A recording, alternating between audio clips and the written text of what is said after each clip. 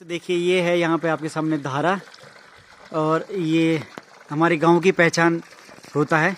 और ये बहुत ही शानदार धारा है जिसमें आपको दिख रहा होगा लगातार पानी आ रहा है। और ये पानी बहुत साफ़ होता है, शुद्ध होता है और मिनरल्स से भरपूर होता है, क्योंकि ये पेड़ की जो जड़ें होती है, जो जड़ी बूटियाँ होती है जंगलों में, उनके जो जल स्रोत होते हैं उनके नीचे से निकल करके ये आता है और इस तरह से यहाँ पर बाहर निकलता है। निश्चित तौर पे इसलिए ये काफ़ी पौष्टिक कह सकते हैं आप, डाइजेशन के लिए, स्वास्थ्य के लिए। और किसी ज़माने में ये जो धारे हुआ करते थे, ये रौनक हुआ करते थे गाँवों की, क्योंकि यहाँ पर लोग सुबह और शाम को काफ़ी बड़ा जमघट रहता था पुरुषों का, महिलाओं का।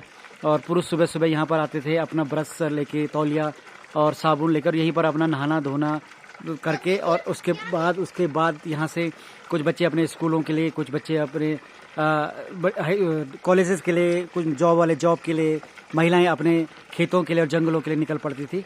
और यहीं पर काफ़ी चर्चाएं परिचर्चाएं हुआ करती थी। जो खबरें कहीं हमको नहीं मिल पाती थी, वो इस तरह धारों पर आकर के बहुत सारी गाँव के बारे में और क्षेत्र के बारे में, उन चीज़ों की जानकारी हमें हो जाती थी। तो ये क्षेत्र की और गाँव की जानकारी प्राप्त करने का भी एक माध्यम हुआ करता था, क्योंकि यहाँ पर हर कोई व्यक्ति आता था। और आज देखिए ये राह देख रहे हैं उन्हीं गांव वालों की। ये देखिए रास्ते सूने पड़ गए हैं और अब इन रास्तों पे बहुत कम आना जाना होता है और बहुत कम लोग देखते हैं। देखिए लोगों ने बहुत अच्छी सोच के साथ यहाँ पे देखिए एक स्विमिंग पूल भी बनाया है। और ये देखिए ये बच्चा देखो कितना अच्छा बनाया है कि एक छोटा बच्चा भी इसमें जा सकता है आसानी से। देखिए ये इसमें उतर रहा है और देखिए इसकी हाइट बहुत ज़्यादा नहीं रखी गई है, ताकि वही देखो अब ये बच्चा इससे ऊपर भी आएगा और ये खुद ही आ जाएगा, बहुत ज़्यादा उसे मेहनत नहीं करनी पड़ेगी। और इसे देखिए, ये देखिए तो मतलब किस अच्छी सोच के साथ बनाया गया है कि छोटे बच्चे भी इसको साथ खेल सकें, जल क्रीड़ा कर सकें और बड़े भी कर सकें। तो देखिए ये बच्चा बहुत आसानी से इसमें कूद सक रहा है और ये पानी के स्रोत के, नेचुरल स्रोत के पास इसे बनाया गया है। तो बहुत अच्छी सोच के साथ बनाया गया था, लेकिन दुर्भाग्य देखिए कि आज हम सब संसाधनों के बीच तो हैं और सोच भी अच्छी थी, लेकिन वो असली जामा नहीं पहन पा रहा वो चीज़ का। उसके पीछे कारण कुछ मजबूरियां भी हैं, रोज़गार के साधन नहीं है गांव में, शिक्षा नहीं है, उच्च शिक्षा के लिए बाहर जाना पड़ता है, और आपका आर्थिकी के लिए जो बाहर जाना पड़ता है, स्वास्थ्य के लिए बाहर जाना पड़ता है। इस वजह से गांव में बहुत ज़्यादा पलायन है और उस पलायन का शिकार ये गांव भी है।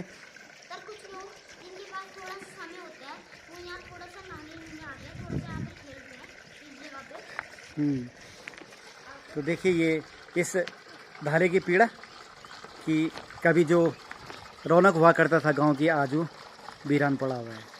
तो मेरा निवेदन सभी गांव वालों से कि कभी न कभी जो आपके त्यौहार होते हैं, जो आपकी छुट्टियां होती हैं, उनमें गांव में, अपने गांव में आइए और उन गांव में, अपने गांव में आकर के उन यादों को ताज़ा कीजिए, अपने बच्चों को उनसे परिचय कराइए कि ये संस्कृति का परिचायक हैं। इन धारों में जो शादी होती है या मुंडन होता है या कोई भी जो शुभ कार्य होता है, उस समय यहाँ पर दाल वगैरह पीसने का कार्य भी होता है। शायद बहुत ज़्यादा मात्रा में आते हैं महिलाएं यहाँ पर। और धारा पूजा, जब शादी होती है उसके बाद धारा पूजा, जब बहू आती, दुल्हन आती है तो धारा पूजा करने आती है। तो ये सब उन यादों को संजोए हुए धारे हैं, जिन्होंने कई सारी धारा बहुओं को आते हुए देखा है, यहाँ पर पहली बार पानी भरते हुए देखा है और अब उन गागरों में ले जाते हुए देखा। और वही, और कई यहाँ पर कई लड़कों की या लड़कियों की जो दाल, शादी की जो दाल पीसी जाती है, पकौड़ियाँ जिनसे बनती हैं, वो उनका ये गहवा रहा है। तो ये उन सबको या आज भी याद करता होगा, और बशर्ते वो लोग भूल गए हों इसको, लेकिन इसके जहन में, इसकी यादों में, और इसके ये जो जल स्रोत है, ये जो धारा प्रभाव है, इस प्रभाव में वो यादें भी लगातार बह रही हैं उसके मनोमस्तिष्क में, दिलो दिमाग में। और कहीं ना कहीं वो भी, ये धारा भी कहता होगा कि सुन दो मेरी खैरी, कोई देख दो मेरा दुख। तो ये निश्चित इसकी भी क्या, इसका एक दुख है कि आज इसके पास कोई आने को तैयार नहीं है। तो हमें निश्चित तौर पर वापस आकर के अपने इन जो पौराणिक विरासतें हैं, इनको देखना चाहिए, समझना चाहिए और अपने आने वाली पीढ़ी को भी दिखाना चाहिए कि इनका कितना महत्व है और ये कितने महत्वपूर्ण हुआ करते थे हमारे जीवन में, जो आज हसीयत हैं। फिर मिलते हैं अगले वीडियो में।